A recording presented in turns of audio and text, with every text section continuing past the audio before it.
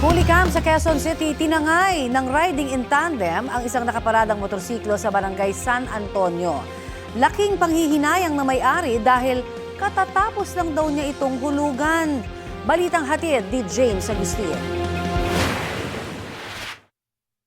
Hating gabi nang dumating ang riding in tandem na yan sa R. Fernandez Street sa barangay San Antonio, Quezon City. Bumelta ang motorsiklo at huminto sa tapat ng isang bahay. Bumaba ang angkas at naglakad. Ang sumunod na nakunan sa CCTV, iniatras na niya ang isa nakaparadang motorsiklo at mabilis na napaandar ito. Huminto pa sa kanto ang mga sospek at tila may inayos sa motorsiklo bago tuluyan tumakas. Ang pagnanakaw na diskubre matapos sa mahigit 5 oras nang gagamitin na ng isang security guard ang kanyang motorsiklo. Paglabas po niya kasi paalis na po siya bandang 5:30 po ay napansin niya po na wala na po yung motor sa labas ng bahay sa may gate po sa kalsada. Yung susi naman po, hindi naman po naiwan sa motor yun. Nakipag-ugnayan ang biktima sa barangay para i-review ang kuha ng CCTV. Ayon sa barangay, dayo lang ang mga sospek sa lugar.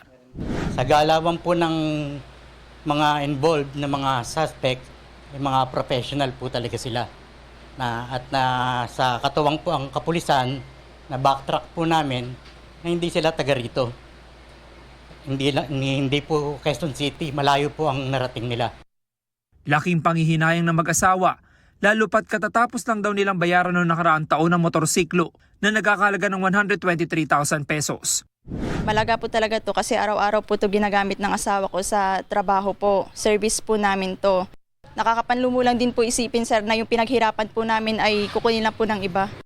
Nai-report na ang krimen sa Masambong Police Station na nagsasagawa ng follow-up operation. Naipalarma na rin sa Land Transportation Office ang ninakaw ng motorsiklo. Umaasa naman ang mag-asawa na sa lalong madaling panahon ay mahuhuli ang mga sospek. Sana naman po makonsensya kayo at sana po lumaban po kayo ng patas. Pinaghirapan po namin yan. Sana po, wala na po sana mabiktima.